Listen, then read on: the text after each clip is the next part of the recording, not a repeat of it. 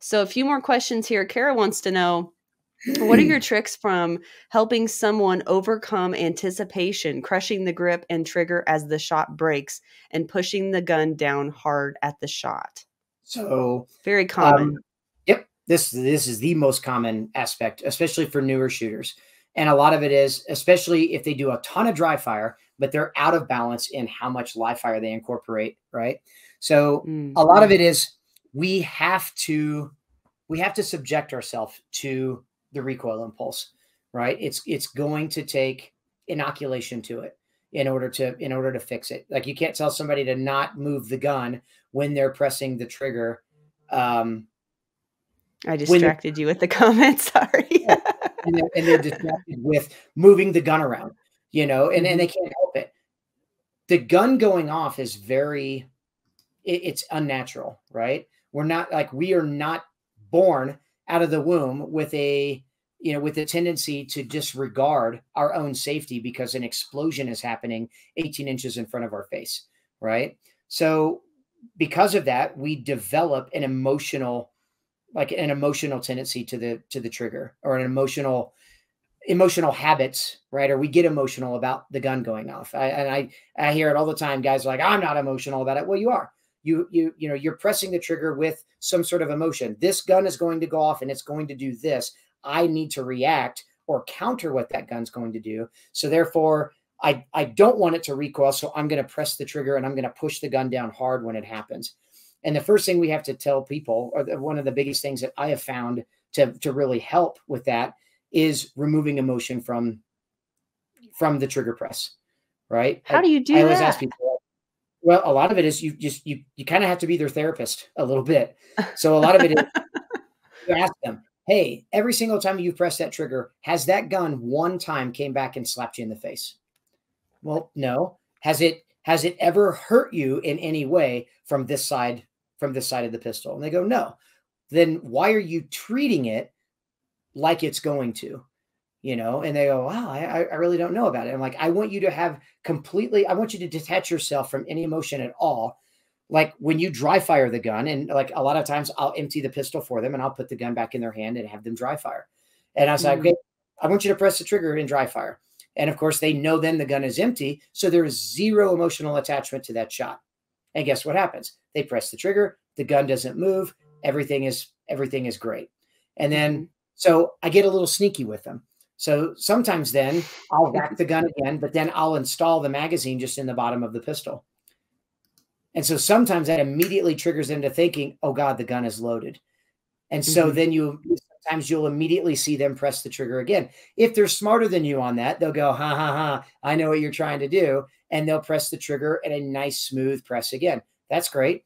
Well, then as an instructor, you can reach over the slide. I'll have them continually maintain their grip, and I'll just pull the slide back, just kind of short stroke it. And I'll pull the slide back enough to make them think that the gun has been loaded. And of course, then now there's that, oh, I have to press the trigger now, and that gun's going to fire. And you'll immediately see that what we would consider anticipation of that flinch response happen. And so we need to get them over that. And a lot of that becomes, hey, you got emotional. You got emotional right then and there when that happened. So you don't. And they're like, yep, I saw it. And a lot of times they're completely benign to the fact that they're even doing it until they see it. And this is where like things like ball and dummy drills come into play. Yeah, that's just what I was getting ready to say. Right. All of those types of things. And so, we'll do that a few times. And then of course, then I'll rack the gun again, and I give them that indication that maybe the gun is loaded and they don't know, and they don't want to disappoint me. They definitely don't want to disappoint themselves. And they'll press the trigger straight back, and they'll press the trigger, not even where it's straight back. They're pressing the trigger with no movement in the pistol. And then I'll actually, slide and rack the slide to actually put around in the chamber. But of course, they're so used to that feeling, right? We've inoculated them to that. We've given them exposure. So now they don't know the difference. Did a round go in there? Did it not? Tim's watching me. Bang, they'll press the shot and the gun doesn't move. And lo and behold, they're hitting exactly where they wanted to. And of course, then it's like, now the light bulb has gone off. I just need to do that all the time.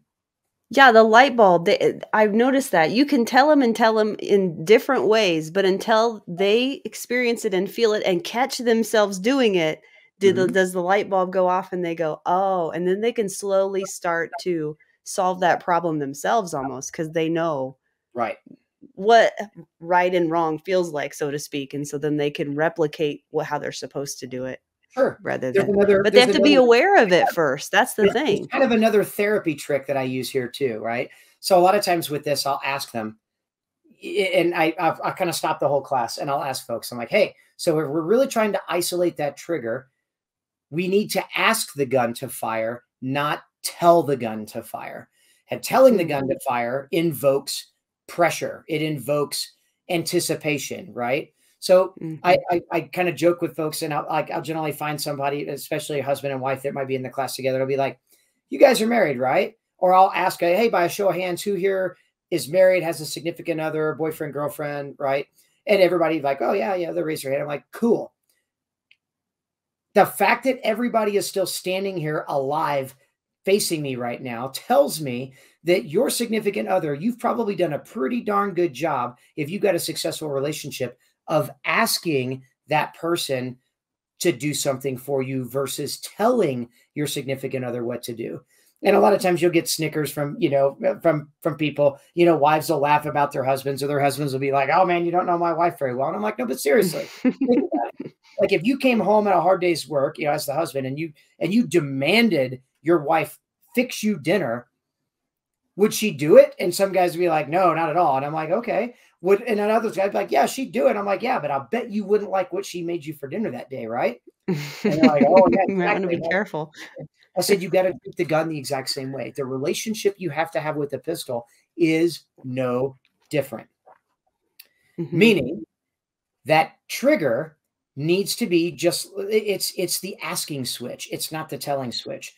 When I trigger the gun, I need to ask the gun to fire. I don't want to tell the gun to fire. When I tell or demand the gun to fire, the gun's going to listen to me and it's going to fire. But I'm never going to like the results as well as I would if I asked the gun to fire.